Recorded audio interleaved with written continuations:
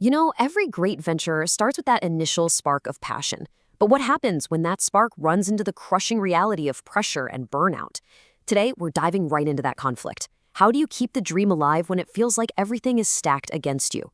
We're going to look at one entrepreneur's incredible story of perseverance and then dig into the data behind the struggles so many of us face. Meet Sencer Silicoglu. This one sentence gets right to the heart of his story. People slapped a label on him, privileged, but his success wasn't handed to him on a silver platter. It was earned every step of the way. This is a motivational story about defying perception and fighting for your own vision. So, let's start with that journey. Sencer founded Feyz Çiftliği, a farm that became so much more than just a business. It turned into a destination for people who were hungry for knowledge and a new way of doing things in agriculture. What he built had this magnetic pull. People didn't just buy his products, they traveled to his farm. A diverse community started to form, folks from all over the country, united by a desire to learn from Sencer's innovative methods. And just look at who he attracted. We're talking about everyone from seasoned farmers and major investors to veterinary students. This was way more than just a farm tour. It was the beginning of a movement. Sencer created a place where passion and experience could be shared freely, motivating everyone who came. So how did he do it? Well, he started by shattering a stereotype. Instead of relying on family money, he built his dream with bank loans, feeling the weight of every repayment.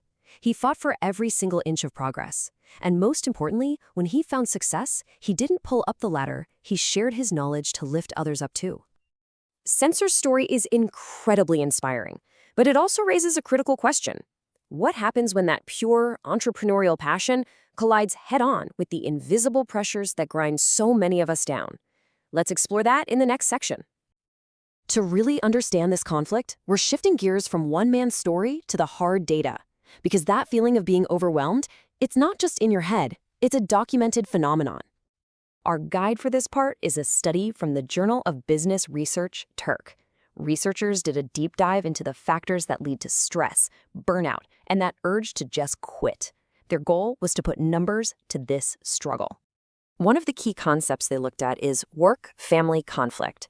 It's the official name for that feeling you get when the demands of your job make it feel impossible to fulfill your responsibilities at home. It's that constant tug-of-war between your professional life and your personal life. So who feels this pressure the most? The study came up with some surprisingly specific answers. Let's take a look at the data. This is pretty fascinating. The study found that divorced employees reported significantly higher levels of work stress compared to their married or single colleagues. It's a clear indicator of how dramatically our personal circumstances can amplify the pressure we feel at work.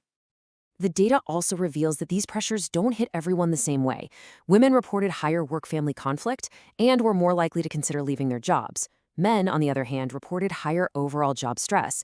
The struggle is real for everyone, it just shows up in different ways. Okay, so we've got the data on pressure, and we've got a story of passion. Now let's bring the two together. How can one person push back against these systemic forces of burnout? Let's look at Sencer's playbook. And there it is. Sencer gives this pressure a name. It's not just an abstract feeling, it's a system where producers feel exploited, like they're doing all the work while others collect the rewards. This is the real-world struggle behind the data. Which raises the multi-million-dollar question. If the system feels designed to squeeze you, how do you find the motivation to thrive? Well, Sencer didn't just complain. He took action and built his own system. So what was his strategy? He created his own brand to be independent. He controlled the value chain to make sure he profited from his own hard work. He built a community to share knowledge. He did all of this so he could, in his own words, eat the cream of his labor. That's a powerful roadmap for taking back control. And that brings us to our final thought. Sencer overcame stereotypes, debt, and industry pressure to create something that was truly his own, something that allowed him to enjoy the rewards of his passion. The question for all of us is, what's our path to doing the same?